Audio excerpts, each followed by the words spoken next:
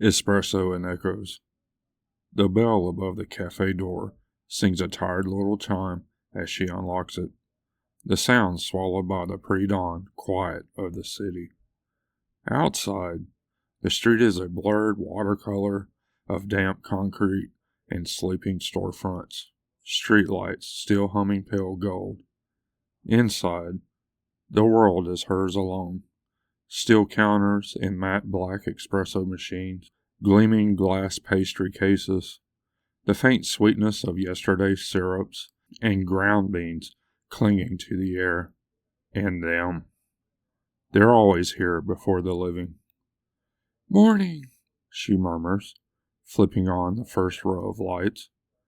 Long shadows retreat into corners as the overhead bulbs warm up. The cafe shifts from cool blue to soft amber, a stage light rising on a scene only she can see. Near the far wall, at the top two table under the fern, a woman in a 1940s dress stubs out an invisible cigarette, leaving no ash. A teenager in a hoodie lounges on the window seat, white earbuds in, mouthing the lyrics of a song that no longer plays anywhere.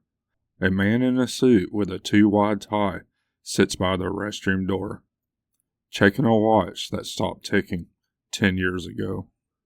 Their colors are washed out, like old photographs, but their eyes are sharp.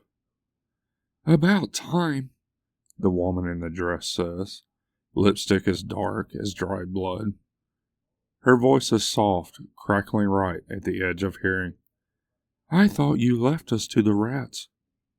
"If the rats know how to work an espresso machine, I'll retire," she says, dropping her bag under the counter. "But until then—" She ties her black apron around her waist, the motion practiced, automatic. Cold air gathers around her ankles, a little draft that isn't coming from any vent.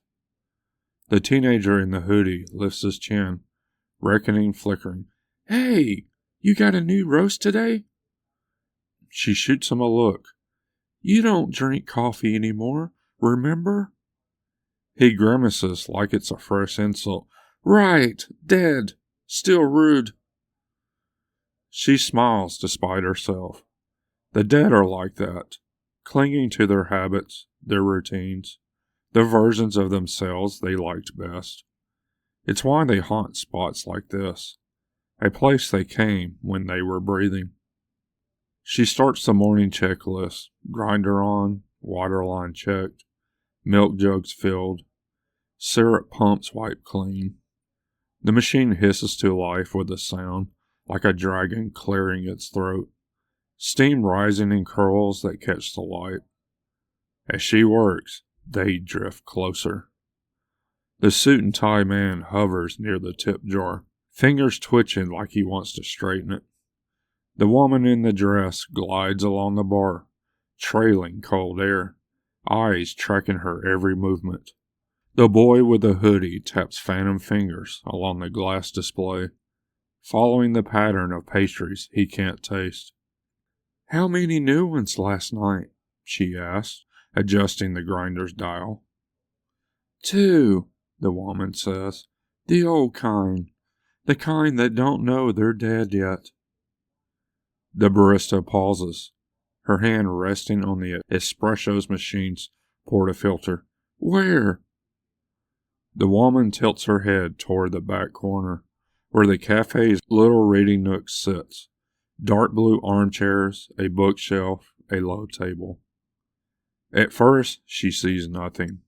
Just the chairs, the shadowy corners, the gleam of a floor not yet tracked with footprints and spilled caramel drizzle. Then the air shifts. A ripple of wrongness moves in the corner, the way heat distorts the air above asphalt, except this is colder, sharper. It prickles along her skin, the faint echo of frostbite. He blinks into view slowly, like someone raising the opacity on a photo. Young, or at least younger than the suit by the bathroom, maybe late 20s.